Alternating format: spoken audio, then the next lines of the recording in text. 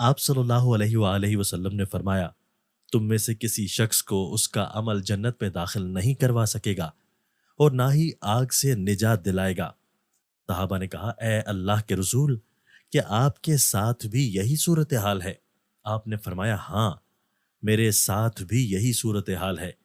اور اپنے ہاتھ کے ساتھ اپنے سر کی طرف اشارہ کیا، مگر یہ کہ اللہ تعالیٰ اپنے فضل اور رحمت سے اسے ڈھانپ لے۔ 2 مرتبہ یا 3 مرتبہ کہا، سیدھے ہو جاؤ،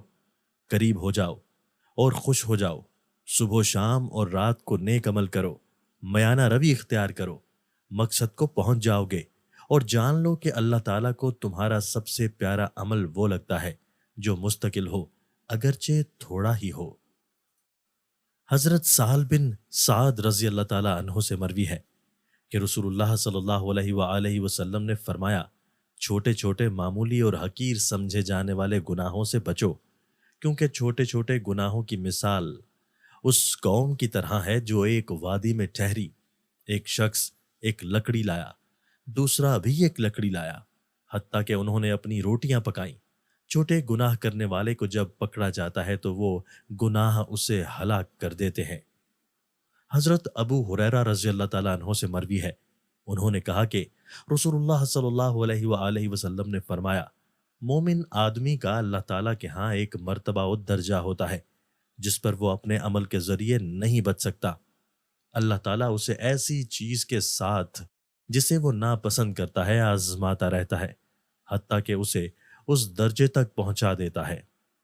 حضرت ابو ہریرہ رضی اللہ تعالیٰ عنہ سے مرفوع مروی ہے، یقیناً اللہ تعالیٰ تمہارے جسموں اور تمہاری صورتوں اور اموال کی طرف نہیں دیکھتا، لیکن اللہ تعالیٰ تمہارے دلوں کی طرف اور اپنی انگلیوں سے اپنے سینے کی طرف اشارہ کیا اور تمہارے اعمال کی طرف دیکھتا ہے۔ حضرت ابو موسیٰ رضی اللہ تعالیٰ عنہ سے مروی ہے کہ رسول اللہ صلی اللہ علیہ وآلہ وسلم نے فرمایا، اللہ تعالیٰ رات کے وقت اپنا ہاتھ کشادہ کرتا ہے تاکہ دن کا گناہ گار توبہ کر لے،